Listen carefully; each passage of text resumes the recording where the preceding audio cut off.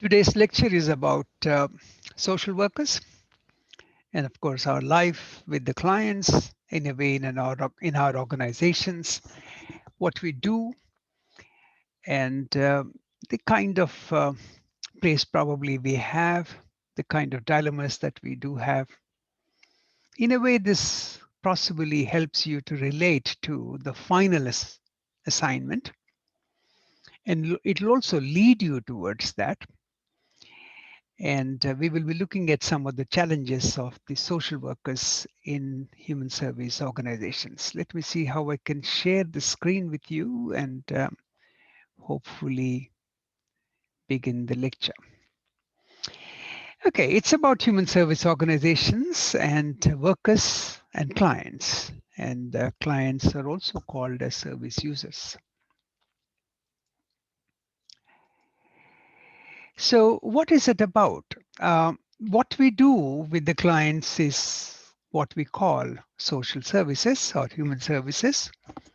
And some of these services, sometimes we also associate other workers within the organization to help us out.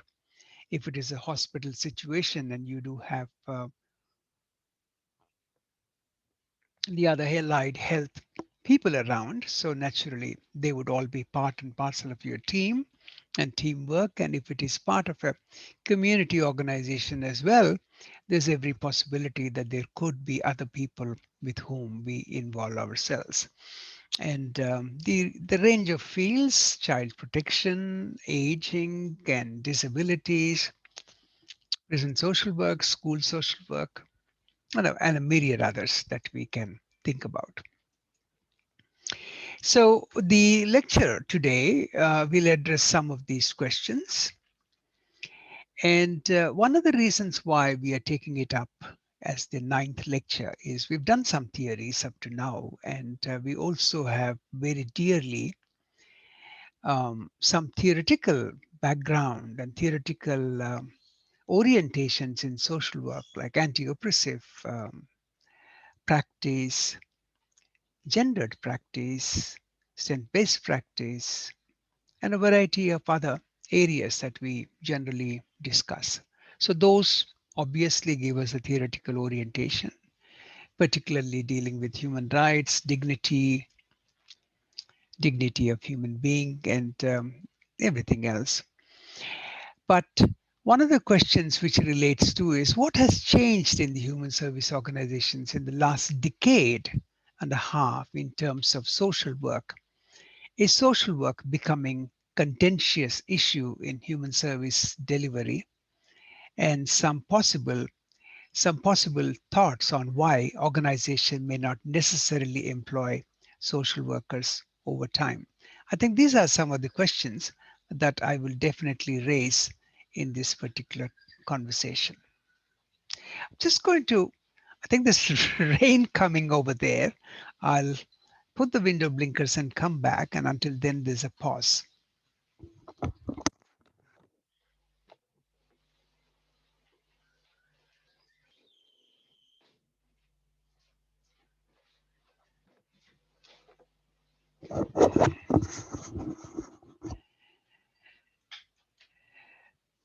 Right. So we are talking about social workers. Are we recruiting more social workers, or are we trying to, is the systems trying to compromise?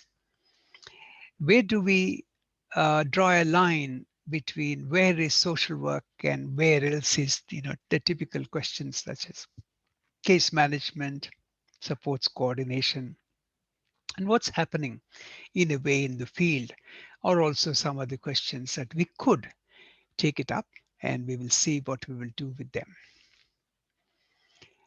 Now, one of the things that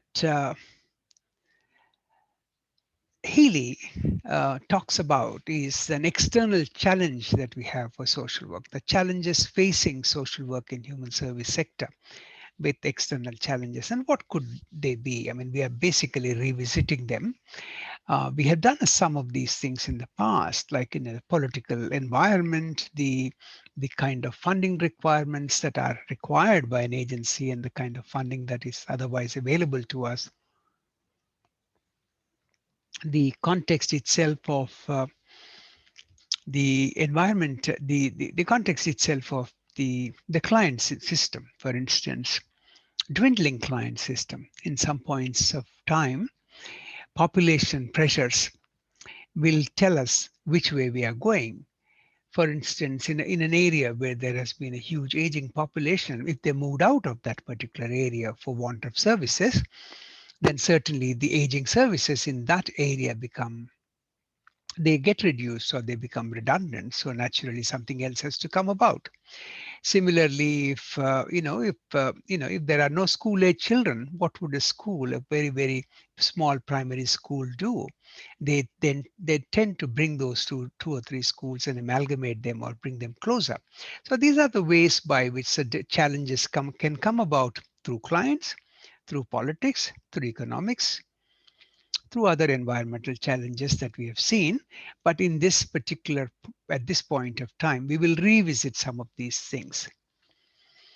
So human service market reform kind of entails incorporating neoclassical economic principles in the funding and organization of human services. That's a bit mouthful. All it means is that, look, there are organizations, there are clients out there, but ultimately it's all associated with the kind of funding that we could do, the amount of funding that's available for a particular cause. For instance, COVID 19 at this point of time has certainly seeped into every sector to see if there's a little bit of, if there are a few bucks here, a few bucks there, which can actually come into rescuing the efforts that we need to have around COVID 19 and what needs to basically happen. This may not be, a huge diversion of funds in a country like Australia, but certainly in third world countries. I mean, India included. You must have been reading a lot about India these days, or at least hearing about it. And certainly they need to do a lot more, and so they would divert any other developmental fund in a way towards oxygen cylinders, towards cremations, towards various kinds of things, including vaccine. And you know for sure that with the population that India has, at the rate at which it is actually doing vaccination at this point of time, it could even be another 4 years or 5 years. Number one, they don't have the vaccine availability. Number two, that much is not being produced in the world. So you need to maximize the production on one side, and then you also need to maximize the uh, the incidence of the dosage per day. So unless you want, so if you have got data which says it's going to take 5 years for the country to be negotiating with vaccine, that's pretty dangerous. So they need to not double up, but make it 4 times. And I think people will come around. The countries are, the rest of the world is also coming forward too. There will be some charity, there will be some profit making, there will be some kind of economic transactions in the whole place, but things will take place at some point of time. So that's the kind of models in which we are talking about, and that is how we are responding. So this discourse emphasizes open competition in service funding allocation. This is another bit. What they are trying to do in a way in the last 10, 15 years is they ask you to bid for a social service. Now you think, hey, the clients are out there. Why do I need to go and write a submission? Why do I need to make a bid? Why do I need to say, look, I could do it for $28.50 when actually paying $35 or something would be an honorable thing to do? So I think the dollar size has come down. So it's actually making it, the means of doing things, and has come down to such a level that we don't have an opportunity. We don't have any kind of extra, the comfort in the budget. So it's all lean budget. So therefore, there is competition in funding allocation. The user payment for services is preferable to the third party funding of services. That's another issue. What's happening with that? That is, yeah, and you can see the model working very well with the National Disability Insurance Scheme. And so where the allocation is made to the family has an account, it has its money. The money obviously then is put into a third party which serves them. And certainly it works for the government because it's making the individual is who has a problem also take a level of responsibility that they could do. Of course, they can't, if they can't really do, then there is always an organization which comes forward, advocates for, and organizes some of these funding within the country. So that's the way we look at it. Then, as a service contracts are constrained by quantitatively defined deliverables, there is a concern that the implementation of market reforms will reduce practitioner discretion. Again, a loaded statement, and certainly what it is. But what it means is that we are reducing services from one perspective or the other. And the reduction in services is as a result of the market reform. Market reform would mean the amount of money in a way available and trying to streamline things and make it efficiency versus efficacies and efficiencies. And then it obviously removes the practitioner discretion. I can imagine that because let's take, for instance, what used to be called emergency services payment. If you're somewhere in Vincent de Paul or in an Anglican church, emergency services, there'll be a queue of people. Sometimes people bring about and they say, "Here's my electricity bill. I need to pay, and I don't have the money." And then someone or the other gives them, and this somebody will come forward, say, "Look, I need a little bit of money for this particular week." And we just don't. It's a discretionary amount of money. It's not too much money, and we give away.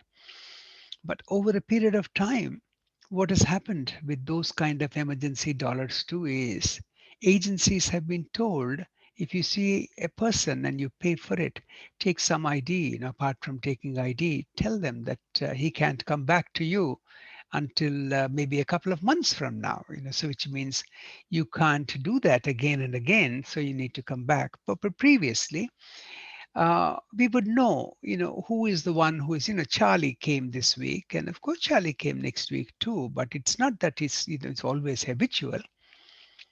But we do not have any more the discretion to help Charlie second time or third time, even though we believe he has a genuine need. So that little bit of effective domain-oriented thinking and effective domain-oriented decision making is slowly moving away, and that's what Haley possibly talks about. So now let's look at the next slide, which is around the kind of public faith and the privatization debate. The faith, public faith is in a way also called the public trust, not the public trustee, the trust of public in public administration, the public's lack of trust in certain sectors.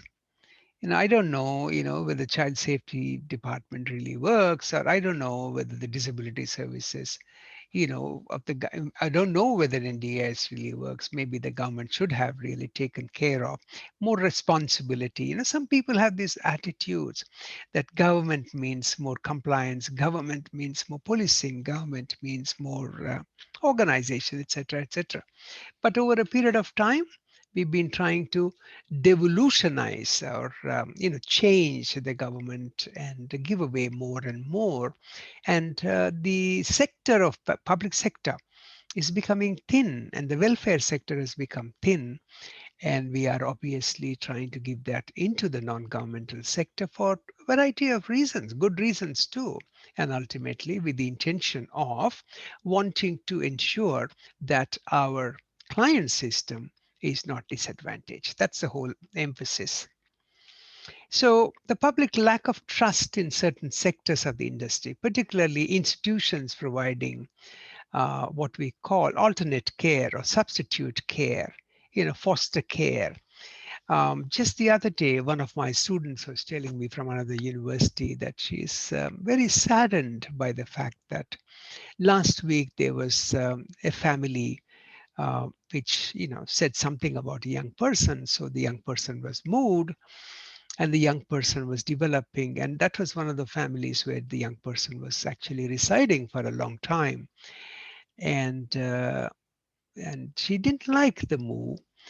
And so then the second day, again, she was moved. And today, again, she's going to be moved to about 40 kilometers away from Townsville, so it's, another city in Queensland. And now, what does that mean? In about a week, 3 times you have bumped the client. The young person has been moved from one to the other. From a case management perspective, yes, there is a service. Not that service is not there.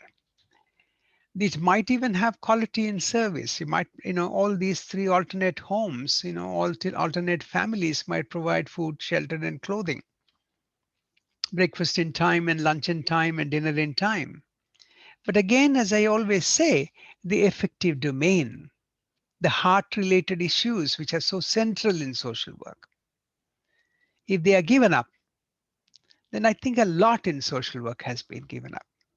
So it's a very, very important concern that I raise in human service organizations, that more managerialism, more stringent financial, I mean, you need to have stringent financial management for sure, but cutting the costs everywhere will generally endanger the very quality of service. But their viewpoint is, the change makers' viewpoint is, look, quality of service means only the rock bottom issues that we've agreed upon. We didn't say that we're going to do a heartfelt service. We never said that everywhere you can build relationships. You couldn't build relationship in your family, so you probably, it looks rude to, in a way.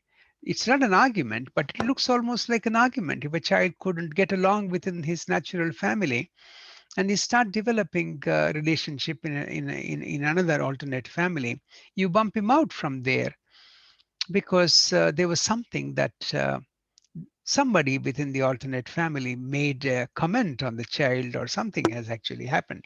So to work through is an important issue, not bumping away the child. But then what to do? Again, I might even be rude. I might, my statement even might be construed as a rude statement that, this does not happen without reason. But surely there are ways by which you can work it out. That's all I'm trying to say. There is a strength-based way, an approach by which you can work through the situation rather than change the situation. Just as you can't change your mom and dad, just as similarly in an alternate home, alternate parents, you lived for about 5 or 6 years, one incident, one issue. Could we not work it through? That's the way I'm looking at it. But organizations have their reasons, and that's why there's a big difference between the heart and the mind and the hand. Okay, so that's what we will be talking about, as we always talk about in social work: the heart, the mind, and the hand. So in the children and juveniles area, that's an important thing: statutory child protection investigations. The next one is privatization. Not everyone has been fond of it. Sometimes we do say, oh, I wish the government was not so much of red tape, bureaucracy, so therefore at least private organizations would be good. But which private organization doesn't have bureaucracy? The bigger private organizations has as much bureaucracy as that of the government, because they inheritance. They inherit directly the same kind of methodologies. They inherit the same kind of orientations. And come on, the funding agencies have stipulations, guidelines, paperwork, regulation, compliance, standards, too much of paperwork. And that's where we just get lost. The client, the human being, the user, whatever you call it, the service user, okay, could be lost. The external challenges to the recognition of human service work. Social work conditions are deteriorating as their primary place of employment shifts from the government to the non-governmental sector. Now, what does that mean? It's again a value, it's again a view by people. And it's, I guess, about the way in which people have oriented themselves. If you're used to the concept of seeing pensions, provident funds, superannuation, and everything else, and then in the private sector, all of that is just accumulated and given to you consolidated. Working conditions are different, and your own rights may be different. You might feel that your bargaining capacity and your advocacy capacity is little different. All of that is certainly a shift in perception, and therefore a valid reason for people to think about government versus non-governmental sector.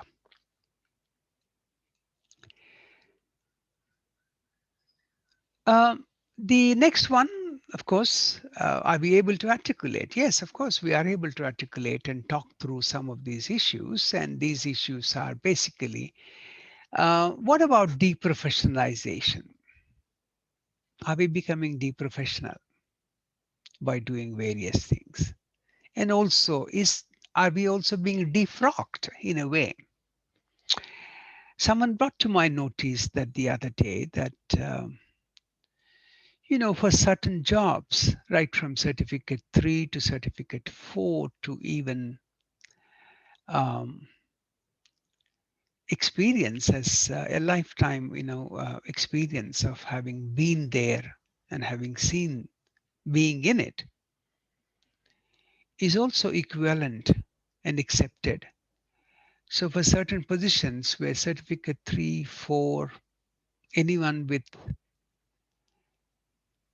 living experience is equated, then after all, you spend 4 years in BSW, you will spend 4 years in BSW, then you'll feel a little hurt. Not little hurt, maybe a lot hurt. Hey, I spent so much time in anti-oppressive theories, strength-based practice, feminist social work, AASW code of practice, a whole heap of things which relate me to dignity of labor, dignity of the human being, upholding values, ethics, and everything else. And here, with someone with probably a little reduced qualification, not little, mighty reduced qualification, is also being recruited. So I don't want to get into that debate, but your feelings are valid. That there is that sort of a defrocking that has taken place in the fields where the orientation seems to be that anybody could do what you're doing. There's no speciality that a social worker brings to social work. And they are asking us to define social work in practice from that perspective. What's so special about you? I understand you're special. You've done 4 years of university degree and somebody didn't do it. But it looks to me you both do the same thing. So that's the kind of question that people are asking. So the deprofessionalization of human service industry refers to the limited employment opportunities for professionally qualified workers compared to workers without these qualifications, with a comparative decline in professional occupational options as some graduates take up positions where social work or other educational qualifications are not required. This is a contentious issue, like child protection, for instance. I always believed and honorably still believe that a social worker would make an excellent beginning as a family support officer or a child protection worker or a child support officer, whatever those, you know, nomenclature that you use. When I started my life, it was called family support officer. Family was considered. The child focus was in the family. But now, of course, it's child centered. So probably family focus is the secondary. Or they might still argue it's the same thing. And I argue that the focus has changed. And when you join the department, you will find that the focus has changed too. So anyway, in that situation, I know I'm recording this. We have a graduate with sociology can do this job. Somebody with criminology and any of those kind of areas can also do this job. Social worker can also do this job. So what happens is there's a base level of expectations, a base level of things that you need to do will be told to you. There is this thing called case management orientation that comes up. Everybody is a case. Martha is not Martha, it's a case. They might discuss it in case management as Martha or Charlie, whatever, but it's a case. A case. How do you manage the case? The language has changed from facilitating, working with, to overarching concepts of management. From giving time the way it requires to trying to do it in time, within limited time. Instead of listening to a full narrative, just asking, be succinct, be brief. I can ask that in my research. When I ask you to do a brief review of an article, which you did, some of you did fantastic. But this is not the same with human beings. They need time. They need to talk. They have a story and they have a need to tell that story. So that's where there's a big difference. And I still believe that all the qualification that we do have in social work qualifies us to take those stories in those with all their considerations and understand them in a proper way.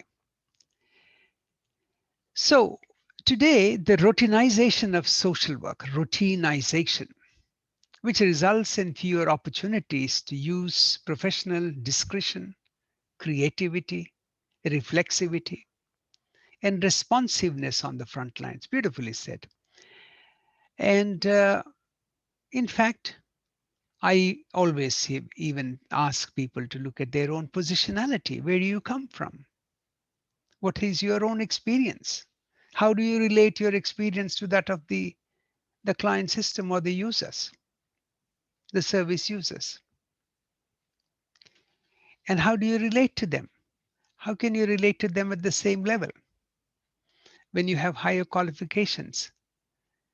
How do you slowly come to this particular level and make a conversation? It takes time. You got to come down. And when you do that, obviously you need to spend some time. In a case management orientation, you don't need to.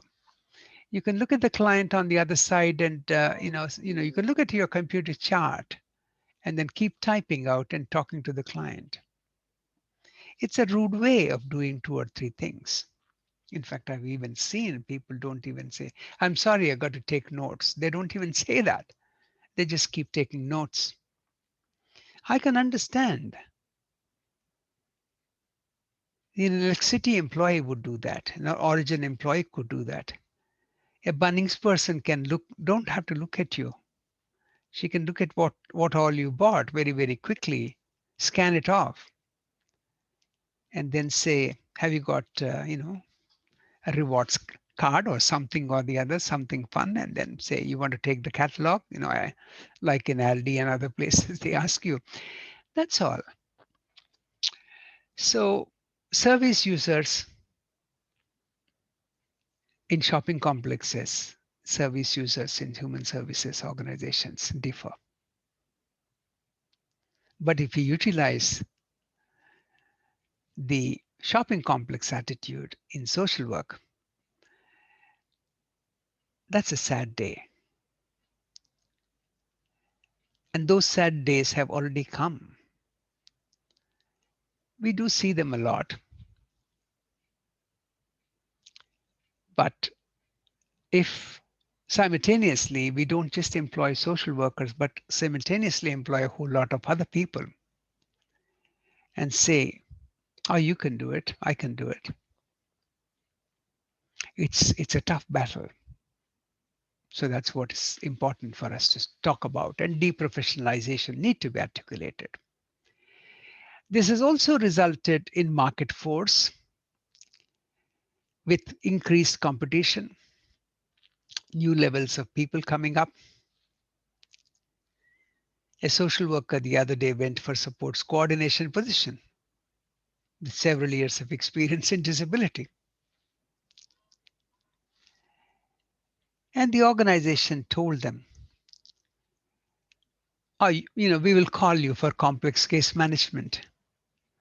At the moment, we just want somebody who's done some caring work and also understands what rostering is all about, rostering, and can then become supports coordinator, who can then do a little bit of a few plan meetings and get those things done.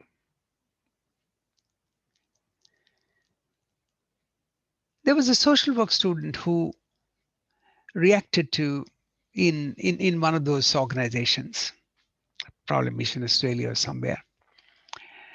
Um, could be somewhere anyway. So what was the reaction? A client walked in, and client didn't meet the um, conditions of this particular organization. So the social worker felt that, hey, the eligibility of this particular organization you're not able to meet, but I still can help you. And started talking to where she could go, what else she could do. Now, someone from backside, someone who was listening into a little bit of this conversation came back to this social work student and said, look, I think you spent more than 30, 35 minutes sorting out that client's other issues. If the client isn't eligible for us, you don't need to do it. She was pained, she was grieved. And she wrote that down in her reflection, in her journal, saying that for me, everybody is a social work client, the one eligible and the one who is not eligible according to my organization criteria. But he may be eligible into another organization. Don't I have the duty of care to change this client from this organization to the other organization? Why should that be considered an impost on my time? Why shouldn't the other organization where he may be ineligible take a little bit of time to send that client to my organization? Great question. But we seem to be working in isolation.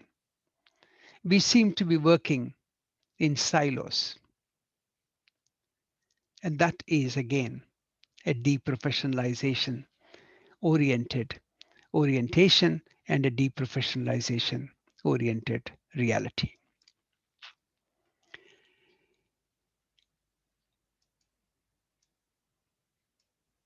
Internal challenges. Within the organization, we have internal challenges.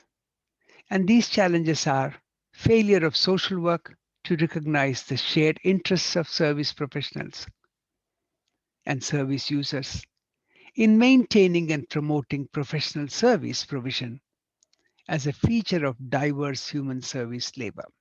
What it means is, in Australia, we have got diversity of clients, just as there are diversity of cultural diversity is an important issue.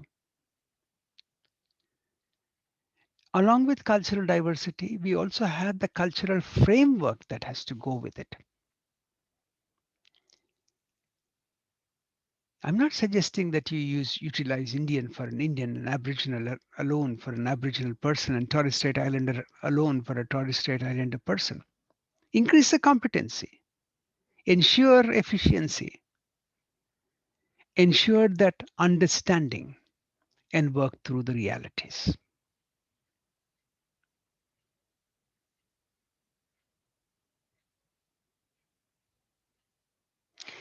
So there is this debate around a disjunction, lack of cohesion, lack of understanding between the potential or the ideals of social work as a profession and the realities of social work from an organizational perspective.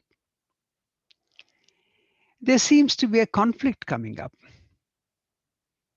In fact, as you will be, understanding this in relation to the case study at some point of time that you are going to discuss, you will find a lot of anxiousness and anxiety expressed by social workers when changes take place. They're not anti change, but proactive changes need to be discussed. They need to be possibly tabled well in advance with what the pros and cons are. The conflict in social workers and the agencies arise as a result of the belief systems that we have, and these take place on a daily basis.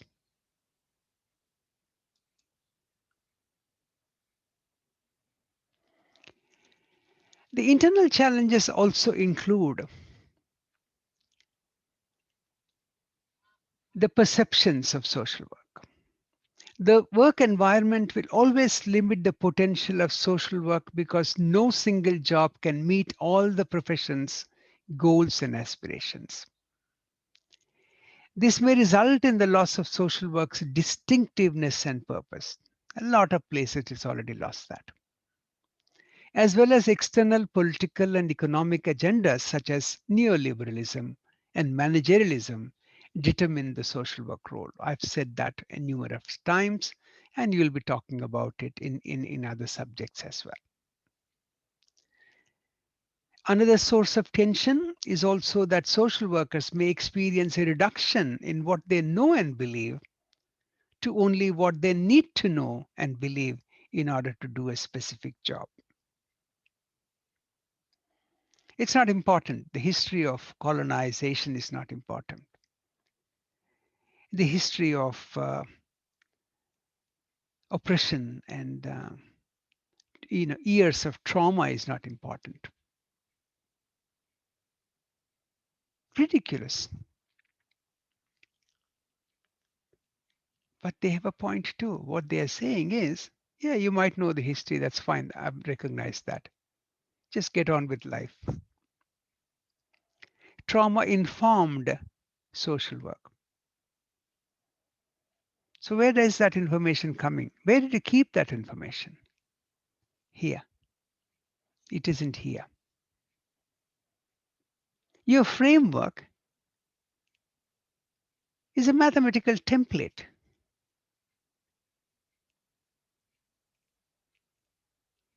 You say you empathize, but you are not even hearing me. You're not listening to me. When a client says a couple of times, you're not listening, you must get the hint. You must get the hint that this we have failed in our humility to understand the client. I think very, very important. So that's a basic tension that we find.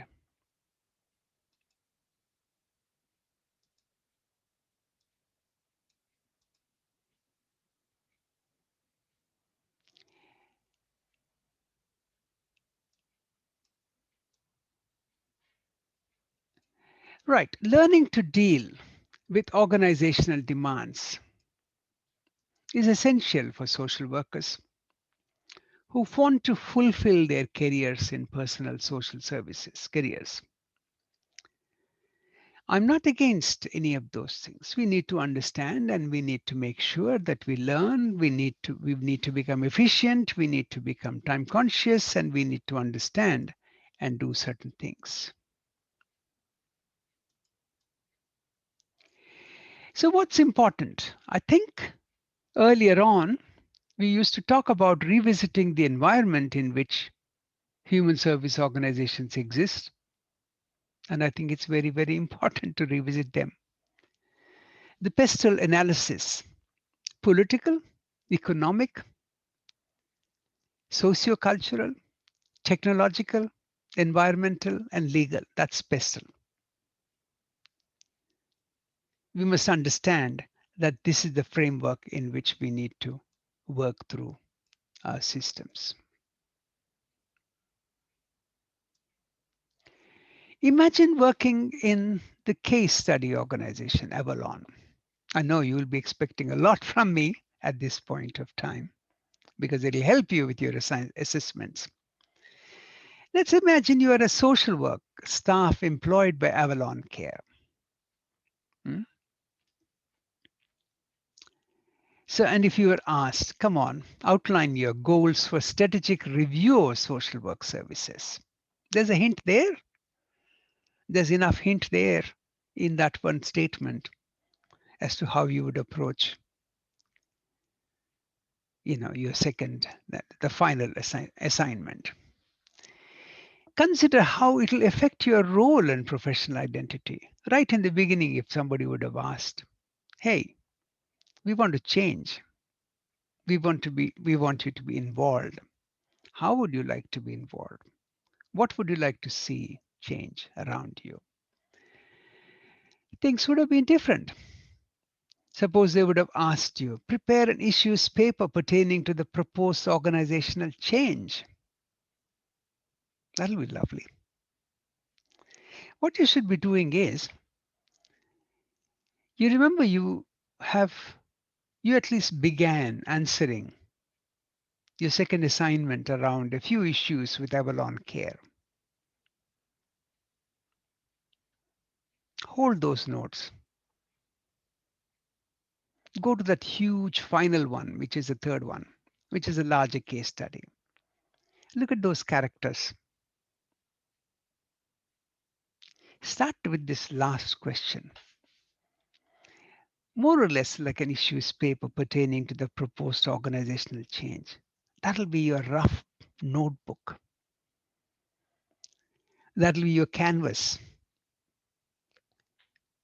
That is a scoping document. Yeah? Sketch it out on an A3 map or something. Write out the kind of role and professional identity. Try to review this strategically, a review of social work services. I won't give you any more questions. And I won't also give you many more answers. How would that look like? Yeah. Once you do this exercise, I don't know which slide this is, a lot of your questions in relation to the final task also become very, very clear. Right. So, what were the questions? There could be many questions. And what was being challenged? Is somebody suffering professional, is somebody feeling that their professional identity is at stake?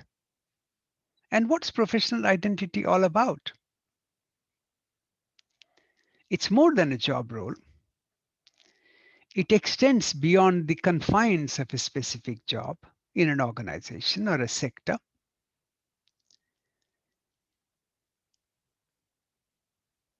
Although the nature of job is so important, employees seem to be identifying more with the organization than with the profession. Where do you work? I work in Red Cross. Nobody will ask you what you work in Red Cross as. They take it for granted. Oh, Red Cross, social service agency. But if I never knew Red Cross was social service organization and I only knew Red Cross as blood bank,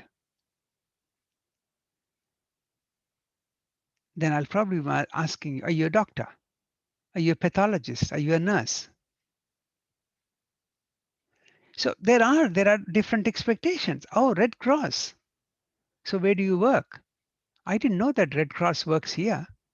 I thought Red Cross only works with refugees. Depends upon the knowledge that you have. Red Cross only works overseas in war zones. Depends on the knowledge that you have and the frame of reference that you have. Professional education, socialization, and experience all contribute to the development of knowledge, values, and skills in social work. And that's what your identity is. Tomorrow, if you're sitting next to somebody who doesn't meet this third dot point, the first one, the dot point can't be seen. The second one has a dot point. The third one, you start feeling sad, scared. What's going to happen? Because you've contributed something towards your learning. You picked up knowledge. You sharpened your values. You worked on your values. You brought values. You had a personal value system of your own. Then you put on that top of it professional values. Then you put organizational values. You work through the entire schema and you sharpened your skills. You learned new skills. Come on. If all of that you did gets defrocked, deprofessionalized, somebody else says, that's all right. You do the same thing. You're a telephone operator. I'm a telephone operator. You're a receptionist. I'm a receptionist. You give a form. I give a form. The form is returned by the client. I ask them to sign. You ask them to sign. End of the story. That's sad. Engaging and re engaging. That's what you do in your profession. You always check your knowledge. You always check your skill. You upgrade your skills so that you can challenge, build up, and practice further. That's a kind of reformulation strategy of self and professional identity that you build up in your organization.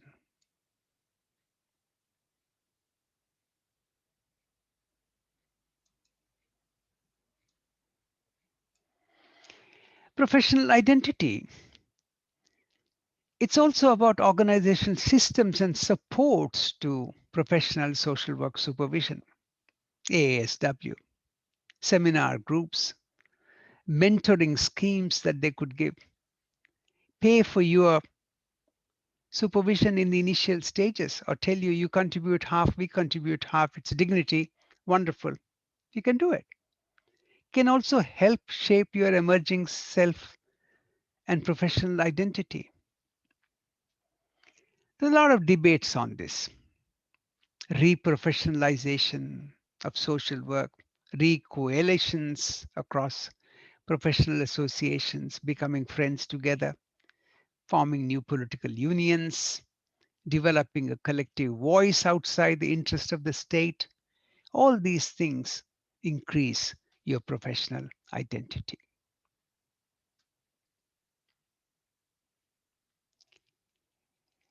And social workers must be capable. Nothing, nobody will question that. Nobody will dilute that.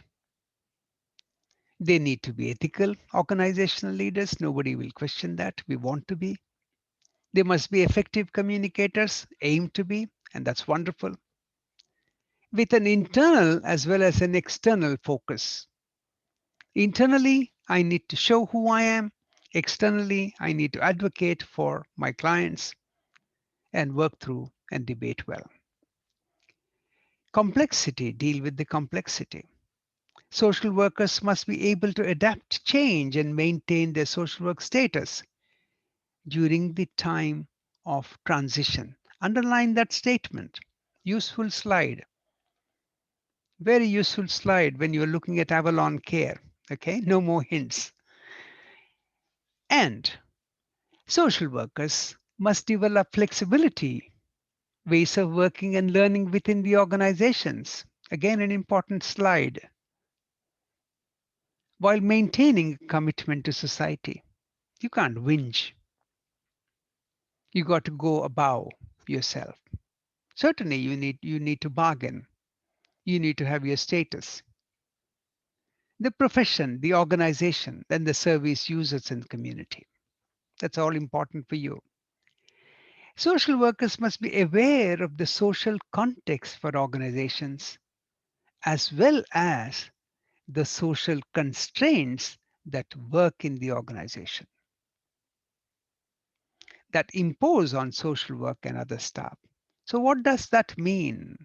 It means you have a choice.